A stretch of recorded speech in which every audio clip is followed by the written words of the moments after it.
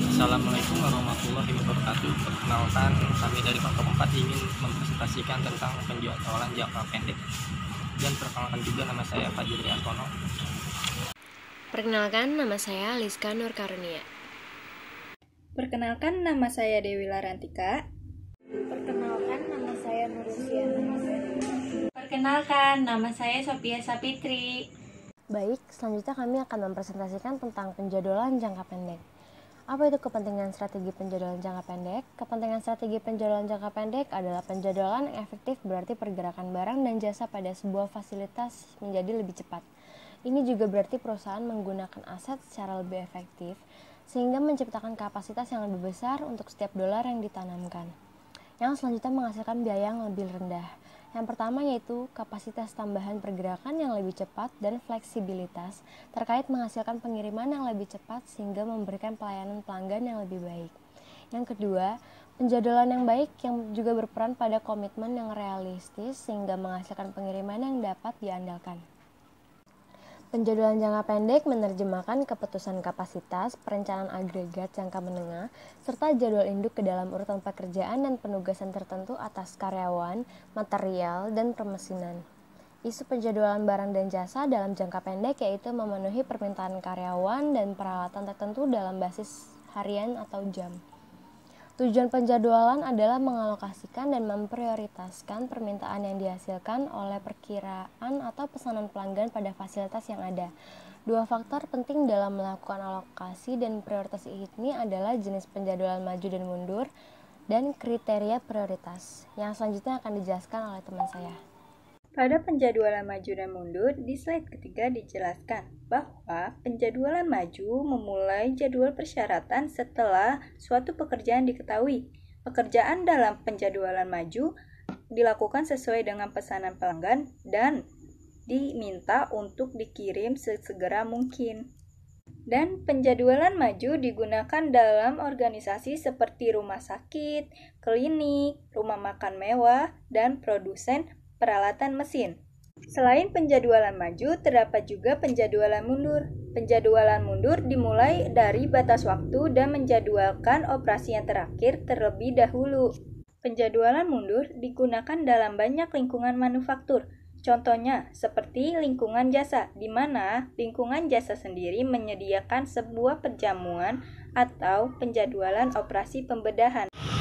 Di sini saya juga ingin membahas isi dari salah satu materi yang kami buat, yaitu tentang kriteria penjadwalan. Yang pertama, meminimalkan waktu penyelesaian. Yang kedua, memaksimalkan utilisasi. Yang ketiga, meminimalkan waktu persediaan barang setengah jadi. Dan yang keempat, meminimalkan waktu tunggu pelanggan. Di sini saya akan menjelaskan pendekatan penjadwalan.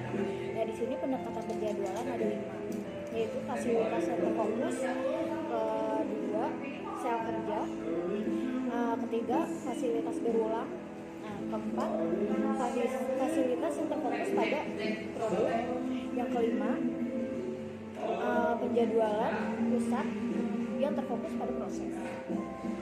Nah, dalam 5 hal ini saya akan mengambil contoh dari Glenn Cup.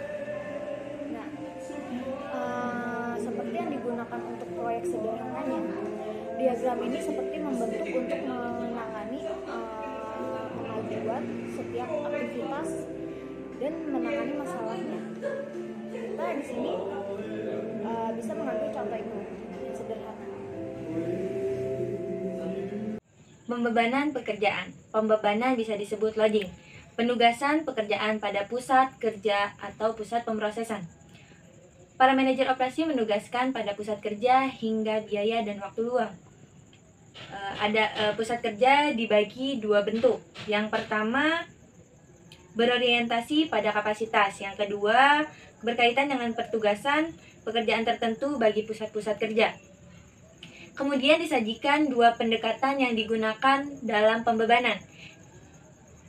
Diagram Gantt dan metode penugasan program linier.